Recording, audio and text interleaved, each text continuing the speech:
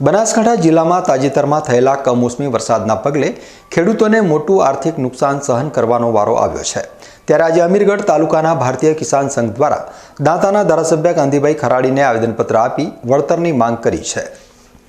બનાસકાંઠા જિલ્લાના ખેડૂતોની મુશ્કેલીઓ ઓછું થવાનું નામ જ નથી લઈ રહી।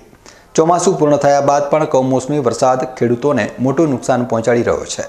વાત કરીએ અમીરગઢની તો અમીરગઢમાં પણ તાજેતરમાં થયેલા કમોસમી વરસાદના પગલે ખેડૂતોને ચોમાસું પાકમાં નુકસાન થયું છે, પરંતુ સાથે સાથે શિયાળુ વાવેતરમાં પણ નુકસાન થવાની ભીતિ ઊભી થઈ છે। તાજેતરમાં બનાસકાંઠા જિલ્લામાં થયેલા કમોસમી વરસાદથી બાજરી, મગફળી અને જુવાર જેવા પાકોને નુકસાન પહોંચ્યું છે, પરંતુ સાથે સાથે શિયાળુ વાવેતર તરીકે જે ખેડૂતોએ બટાટાનું વાવેતર કર્યું હતું તેમનું પણ બિયારણ બગડી ગયું છે, જેને લઈ અમીરગઢ પંથકના ખેડૂતોની હાલત કફોડી બની છે।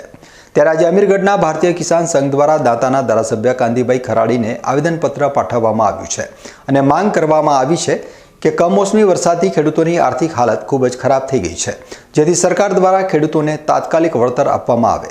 જો સરકાર દ્વારા ખેડૂતોના હિતમાં નિર્ણય લેવામાં નહીં આવે તો આગામી સમયમાં ખેડૂતોને આત્મહત્યા કરવાની નોબત આવી શકે તેમ છે।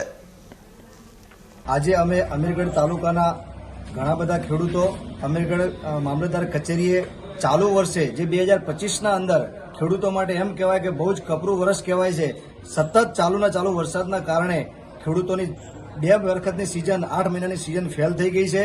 અમે એમને આવેદનપત્ર આપ્યું છે જેથી કરી અને જે ખેડૂત છે એને કામ ઘણું બાકી છે, એના છોકરાઓની ફી પણ ભરી શકે તેમ નથી કે એમને કોઈને દીકરીઓના લગ્ન પણ કરી શકે તેવી પરિસ્થિતિ નથી। તેથી અમે સરકારને રજૂઆત કરવા માટે અહીં આવ્યા છીએ કે અમારા ખેડૂતના વારે આવે અને અમને જે પણ ખેતરના અંદર નુકસાન થયું છે એનું વળતર તાત્કાલિક ધોરણે અમને સરકાર આપે।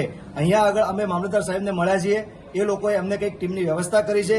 હવે એમના જાણવા પ્રમાણે જે 5-7 ટીમની વ્યવસ્થા કરી છે, હવે એ ધાર્યા પ્રમાણે તો અમારા ખેતરના અંદર 30 દિવસે પણ વારો આવે એમ અમને લાગતો નથી। જેથી અમને મળ્યા છીએ એમને અમને આશ્વાસન આપ્યું છે કે અમે 2 થી 3 દિવસની અંદર તમને સર્વે કરી અને તમારા જે પણ નુકસાની છે એમને તમને વળતર આપવા માટે અમે તૈયાર છીએ, પરંતુ એમની જે વ્યવસ્થા છે એના ઉપરથી અમને એવું લાગે છે કે અમારા ખેતર સુધી એ પહોંચી શકે તેમ નથી। આવનારા સમયમાં અમે જોઈશું કે એ લોકો કેટલી તીવ્રતાથી એ લોકો કામ કરી અને અમને વળતર આપવા માંગે છે। બાકી જો 10 દિવસ પછી અમારા ખેતરમાં આવે તો જે પાકનું નુકસાન થઈ છે એના જગ્યાએ અમારું બીજું પાક ત્યાં આગળ તૈયાર થઈને ઉભો હશે। પછી કાલથી સરકાર અમને એમ કહેશે કે અહીંયા આગળ તો નુકસાન છે જ નહીં। તેથી અમને શીઘ્ર અમે ચેતવણી આપવા આવ્યા છીએ કે તમે 2 થી 3 દિવસ અંદર જે પણ ટીમ મોકલી છે તાત્કાલિક સર્વે કરી અને દરેક ખેડૂતને કંઈક વળતર ચૂકવે એના માટે અમે સરકારને અપીલ કરીએ છીએ। અમીરગઢ તાલુકામાં જે ચાલુ વર્ષે ચોમાસુ પાકની અંદર મોટું નુકસાન થઈ છે ખેડૂતોનું, એ નિમિત્તે આજરોજ અમે આવેદનપત્ર મામલતદારશ્રીને આપવા આવ્યા હતા અને મામલતદારશ્રીએ અમારે રજૂઆત સાંભળી અને એ નિમિત્તે અમે બધા ભેગા થઈને એમને આમંત્રણ આવી અને અમે અમારું કાર્ય પૂરું કરીને નીકળી છીએ અને બીજી રજૂઆત પણ કરી છે।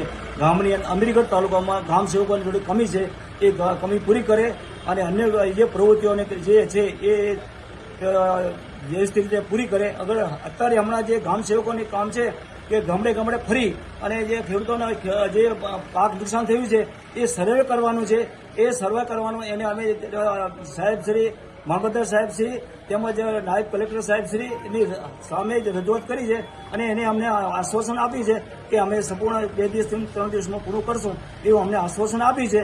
તો આ કામ પૂરું કરવા માટે અમે સાહેબને નમ્ર વિનંતી જેમ બને એમ તાત્કાલિક પૂરું કરે। અસ્તુ। હવે મારે કહેવાનું એવું છે કે 8 મહિનાથી ખેડૂતની ખેતી હાવ નષ્ટ પામેલી છે, 100% નુકસાન કર્યો છે અને હવે સરકાર જાગી છે કે સર્વે કરવામાં એમને શું આપશે? પૂરેપૂરો બેંકના લોનો બાકી છે, ખેડૂતને બધી અવસરો બાકી છે, એટલે પૂરેપૂરો 0 બજેટ છે ખેડૂત પાસે। હાલ છોકરાને ભણાવવા માટે પૈસા નથી, એટલે તાત્કાલિક એને માટે સરકાર યોગ્ય સ્વીકાર કરે માગણી।